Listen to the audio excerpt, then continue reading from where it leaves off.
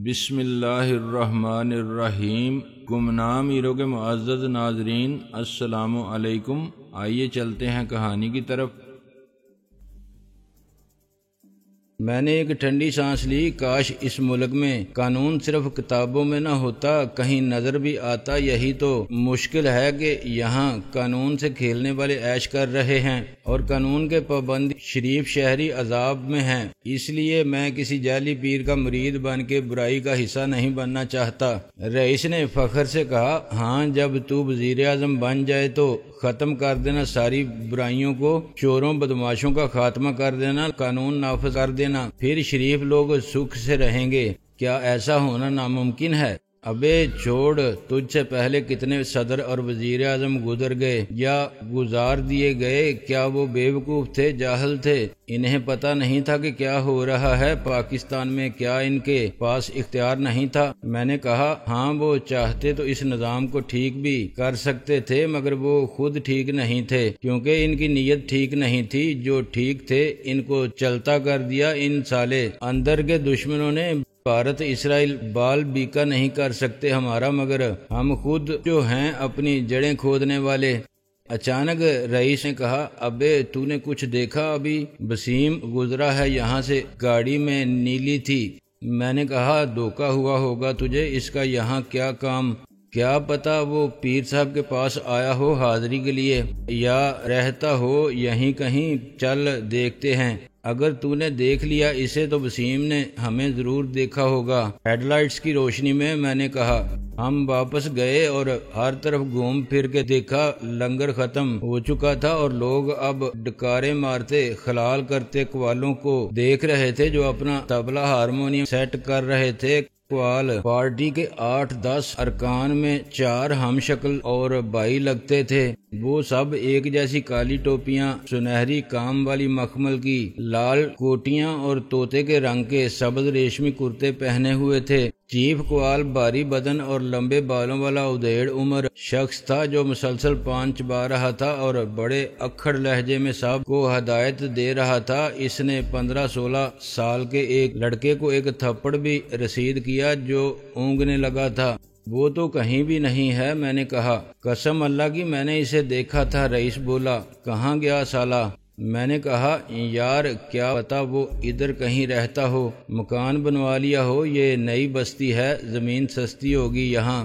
یار یہ بھی تو ہو سکتا ہے کہ اتنی دور آ کے اس نے کرائے پر مکان لے لیا ہو تاکہ اسے کوئی تلاش نہ کر سکے آسانی سے۔ ہمارے سوا کون تلاش کر رہا ہے اسے؟ میں نے کہا۔ اس کا سالہ انسپکٹر بشیر، وہ کب تک اپنی بہن کو گھر بٹھا کے رکھے گا؟ آخر تیری بات سمجھ میں آتی ہے، میں نے کہا۔ بڑا اچھا ہوا کہ تو نے دیکھ لیا اسے، ورنہ ہم جاتے پرانے پتے پر۔ آدمی کے برے دن آتے ہیں تو ایسا ہی ہوتا ہے، تقدیر ساتھ نہیں دیتی اور تدبیر الٹی ہو جاتی ہے۔ ہم تلاش کر لیں گے اسے۔ یار جب تو نے اسے دیکھ اور پہچان لیا تو اس نے بھی ہمیں ضرور دیکھا ہوگا۔ میں نے کہا، ہم اینٹوں کے ڈھیر پر بیٹھے تھے اور وہاں کوئی نہیں تھا۔ ایک بار نہیں 100 بار دیکھے، وہ بولا۔ اس وقت قوالی شروع ہو گئی۔ میں نے کہا، یار میں چلتا ہوں، مجھے کوئی شوق نہیں قوالی سننے کا، ماسی ہیر بھی پریشان ہوگی اگر میں گھر نہ گیا۔ واپسی پر میرا ذہن پھر شادوں کی طرف ہو گیا۔ اس وقت وہ کیا کر رہی ہوگی؟ وہ ہاشمی صاحب کی لاش اسپتال سے اپنے ساتھ نہیں لے جا سکتی، وہاں وہ کسی ہوٹل میں ٹھہری ہوگی۔ اسپتال والے لاش کو رکھ دیں گے کسی کولڈ سٹوریج میں، وہ ہوٹل کے کمرے میں اکیلی بیٹھی واپسی کے انتظامات کر رہی ہوگی۔ گل نواز خان نے کہا تھا کہ وہ میت لینے آ جائے گا، لندن جا رہا ہے۔ کیسا عجیب ہوگا واپسی کا سفر شادوں کے لیے۔ وہ مسز ہاشمی بن کے نئی نویلی دلہن کے روپ میں ولایت جانے والے جہاز پر سوار ہوئی تو ہوگی، لیکن اس کے جذبات کی سرخوشی میں شاید کوئی پچھتاوا بھی ہوگا، مگر اس نے ناصر کے خیال کو ذہن سے جھٹک دیا ہوگا۔ کچھ دن روئے گا، پھر سب ٹھیک ہو جائے گا، لیکن سب خراب ہو گیا تھا۔ رونا اس کے نصیب میں تھا۔ اس کی واپسی ایک تابوت کے ساتھ ہوگی۔ نئی نویلی دلہن کے ارمان ابھی نکلے بھی نہ تھے کہ سہاگ اجڑ گیا۔ لوٹ کے اسے پھر اپنی اس پرانی زندگی کی طرف آنا پڑا، جس میں اب صرف دولت مندی کا احساس تھا، خوش کوئی نہیں تھا، مگر خوشی کا کیا، جب وہ میرے ساتھ آئی تھی تب بھی خوش تھی۔ ہاشمی صاحب سے شادی کر کے بھی وہ خوش ہوگی، اس کے مرنے سے بھی شاید خوش ہو۔ ناصر عظیم اور ہاشمی صاحب جیسے الو کے پٹھے اس کو خوشی دینے والے بہت ہیں۔ میں واپس گھر پہنچا تو حسب توقع ہیر بڑی پریشانی سے میری راہ دیکھ رہی تھی۔ میری صورت دیکھ کے وہ زیادہ پریشان ہوئی۔ ہائے، بتاتا نہیں کیا ہوا ہے؟ میں نے چلا کے کہا، ایک بار کہہ دیا نا کہ کچھ نہیں ہوا، اب خدا کے لیے جاؤ، میری جان چھوڑو، اکیلا چھوڑ دو مجھے۔ ڈاکٹر رانجھا نے کہا، برخوردار، تمہاری ذہنی کیفیت تمہارے الفاظ کی نفی کرتی ہے۔ ہیر نے دکھی لہجے میں کہا، اپنی ماں سے بھی چھپاتا ہے۔ میں نے کہا، ماسی، اس حرام زادی فاشا شادو کا بوڑھا قسم مر گیا ہے، ہارٹ پہ ہو گیا ہے مردود کا، وہ آ رہی ہے، اس کی لاش یہاں گاڑنے جاؤں گا میں، اس پر مٹی ڈالنے۔ کسی نے دروازہ بجایا اور پھر سائیکل کی گھنٹی بجائی۔ ڈاکٹر رانجھا دروازے تک گیا اور لوٹ آیا، بھائی تار ہے تمہارے نام، جاؤ خود ہی وصول کر لو۔ میں نے دستخط کر کے تار لے لیا، یہ تار لندن سے شادو نے بھیجا تھا۔ ماسی ہیر نے گھبرا کے کہا، پتر خیر ہے نا، کس کا تار ہے؟ میں نے کہا، اسی شادو کا۔ اس کی صورت پر ناگواری کے آثار نمودار ہوئے۔ گشتی ہمیں کیا ضرورت تھی اطلاع دینے کی، ہمارا کون سا سگا تھا وہ؟ میں نے غصے سے کہا، میری طرف سے جہنم میں جائے وہ، اور جہنم میں ہی ہوگا اس کا ٹھکانہ۔ شادو بھی مر گئی تھی میرے لیے اسی دن۔ حکیم بکرات کا قول ہے کہ غصہ دماغی خلیوں کے لیے آگ ہے، پھر تجھے اپنا خون جلانے کی کیا ضرورت ہے پتر جی؟ دنیا میں سب کچھ ہوتا ہے، نہ کوئی مجھے بھی تو بتاؤ کہ ایسی کیا بات ہے تار میں پڑھ نہیں سکتی، اس لیے مجبور ہوں۔ ہیر نے چلا کے کہا، اس نے ناصر کو لندن بلایا ہے۔ ڈاکٹر رانجھا نے کہا، لندن بلایا ہے؟ کیوں؟ ادھر کوئی نہیں ملا اسے جنازہ اٹھانے والا، کھا گئی 2 مہینے میں قسم کو۔ ماسی ہیر غصے میں بولنے لگی، میں تو کہتی ہوں رب نے بچا لیا میرے ناصر کو اس آدم خور سے۔ میں نے تار کا مضمون پھر دیکھا، اس سے کچھ واضح نہیں ہوتا تھا کہ وہ کیا چاہتی ہے۔ اس نے لکھا تھا کہ اگر تم لندن آنا چاہو تو اس کا انتظام ہو جائے گا، فوراً مجھے اس پتے پر جواب دو۔ یہ بڑی مبہم سی بات تھی، آخر میں لندن کیوں جانا چاہوں گا؟ اگر وہ چاہتی کہ اس مشکل وقت میں لندن پہنچ کر میں اس کی مدد کروں تو یہ بات اسے صاف لکھنی چاہیے تھی۔ اس کا انتظام مجھے یہاں کرنا تھا۔ شاد البلا لندن میں بیٹھ کے کیا کر سکتی تھی؟ مجھے اس کے لیے پاسپورٹ کی ضرورت تھی، اور شناختی کارڈ کے بعد پاسپورٹ بنوانا کوئی مشکل کام نہیں تھا۔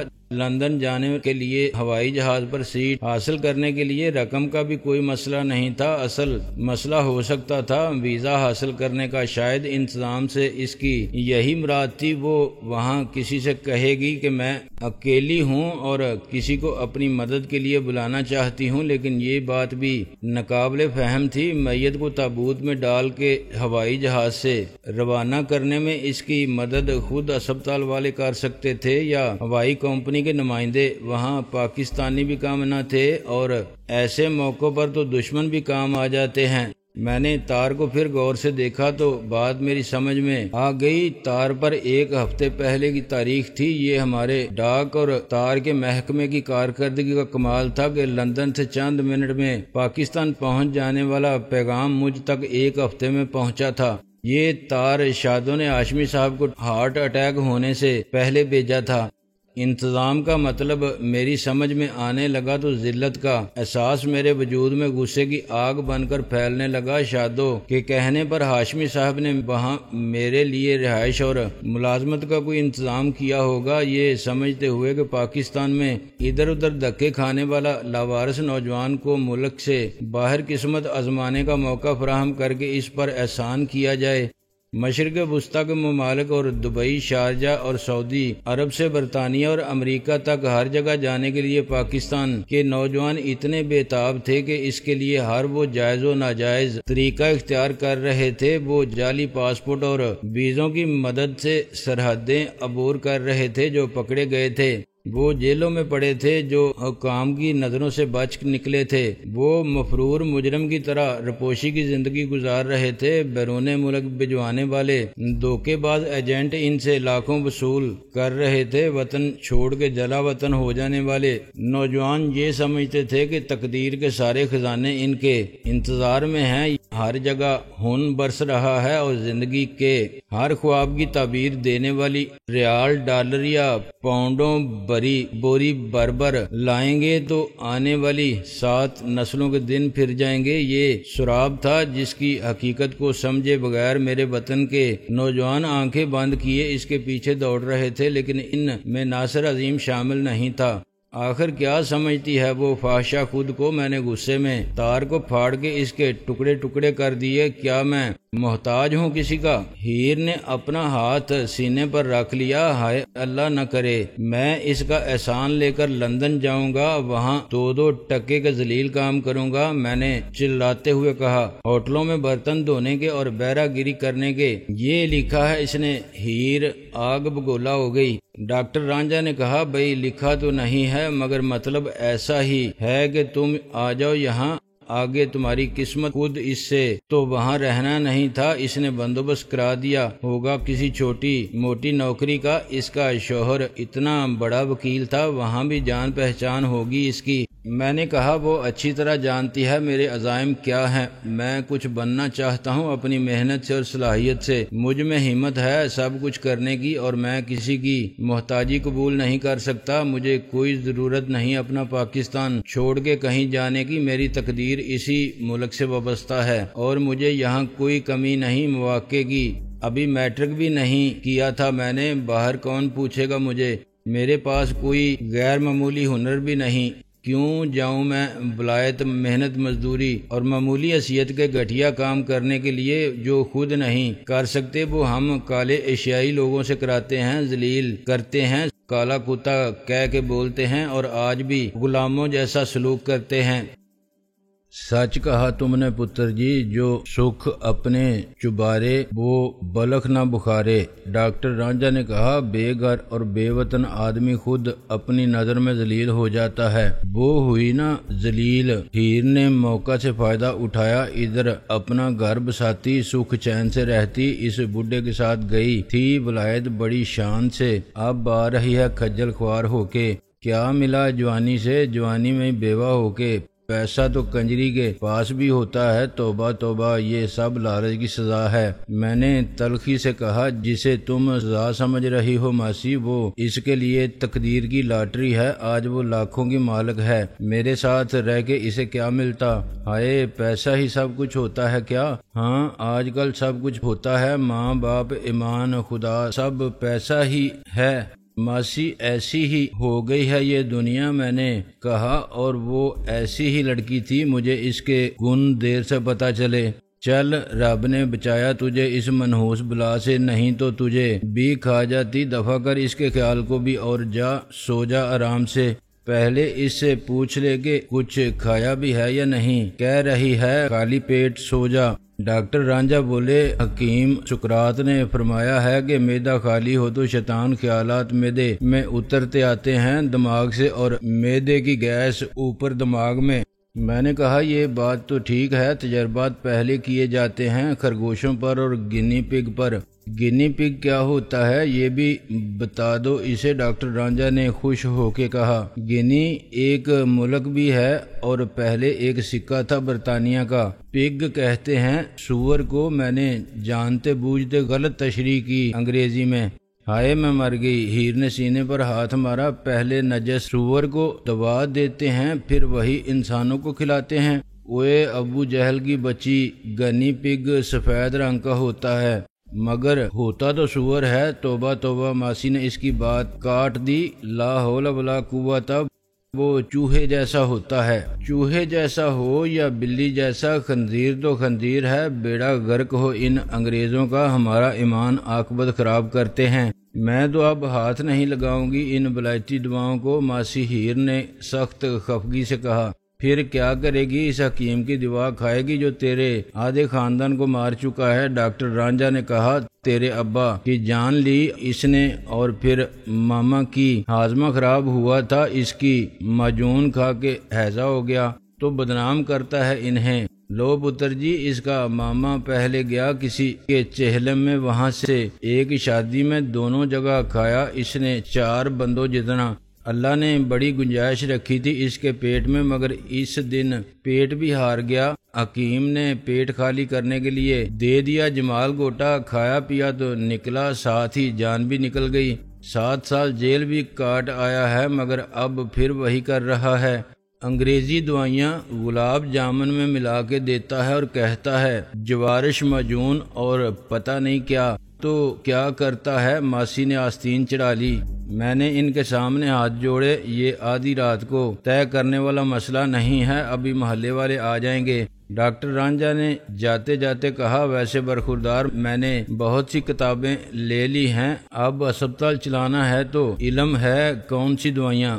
ساری انگریزی دوائیاں الگ ہیں، جیسے ڈکشنری میں نام ہوتے ہیں ABC کے حساب سے، ایسے ہی دوائیوں کے نام اور خواص درج ہیں، خوراک لکھی ہوئی ہے۔ میں نے کہا، دوائیں بنانے والے کمپنیاں اپنے اپنے کیٹلاگ شائع کرتی ہیں، آپ انہی کی بات کر رہے ہیں؟ یہی سمجھ لو، ہومیوپیتھی تو بہت ہی آسان ہے، ایک کتاب کافی ہے اپنے ہنومان جی کی۔ ہنومان وہ تو بندروں کے دیوتا ہیں اور بندر ہیں۔ اوہ نہیں پتر، ہنومان جرمنی کا بہت بڑا ڈاکٹر تھا، اس نے ہومیوپیتھی ایجاد کی، بابا ہومیوپیتھی کہتے ہیں اسے۔ اوہ آپ ہنی مین کی بات کر رہے ہیں؟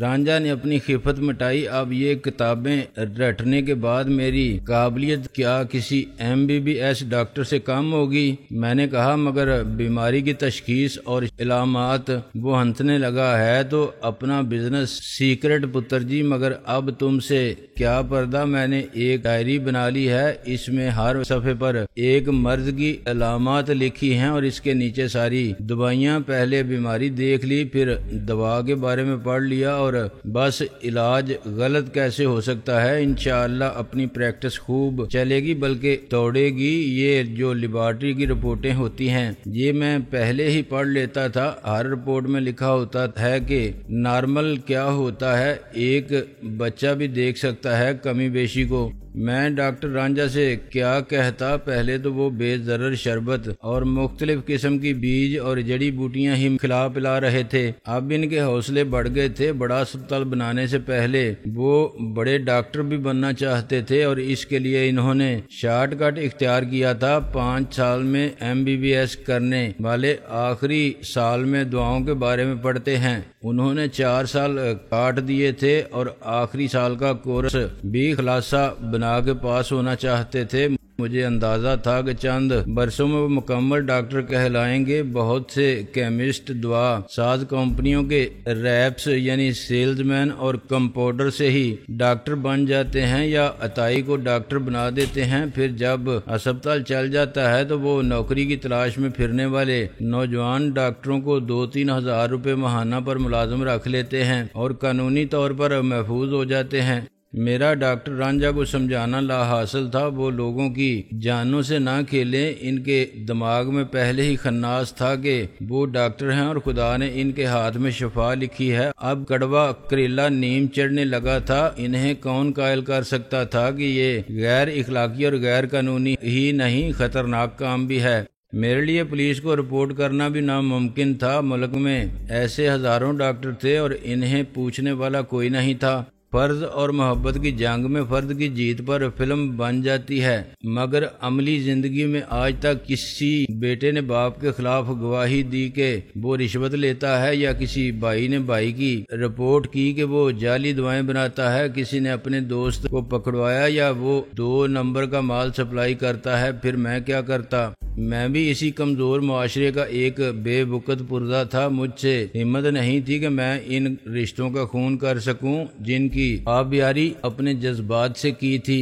ڈاکٹر رانجھا کو پیسے کی ہوس نہیں تھی، وہ دھوکے باز بھی نہیں تھا، وہ اپنی عقل اور سمجھ بوجھ کے مطابق نیک نیتی سے علاج کرتا تھا اور اس کا مقصد شفا دینا ہوتا تھا۔ خود وزارت صحت کے حکام یہ تسلیم کرتے ہیں کہ گاؤں دیہات اور کم ترقی یافتہ غریب آبادی میں یہ عطائی نیم حکیم اور ہومیوپیتھک بہرحال وہ کام کر رہے ہیں جو MBBS ڈاکٹر کرنے پر تیار نہیں۔ باقاعدہ ڈاکٹر باقاعدہ کلینک اور ڈسپینسری مانگتا ہے اور ہر قسم کی دوائیں مانگتا ہے، جو اس ملک میں صرف 2% صحت کے بجٹ سے فراہم نہیں کیا جا سکتا۔ ڈاکٹر بجلی، پانی اور بنیادی سہولتوں سے محروم گاؤں میں نہیں جاتے اور دور افتادہ علاقوں میں نہیں جاتے۔ آبادی کی اکثریت کا تھوڑا بہت سہارا اور بیشتر صورتوں میں تو انہیں سستا علاج فراہم کرنے والے ڈاکٹر رانجھا جیسے بھی ہیں۔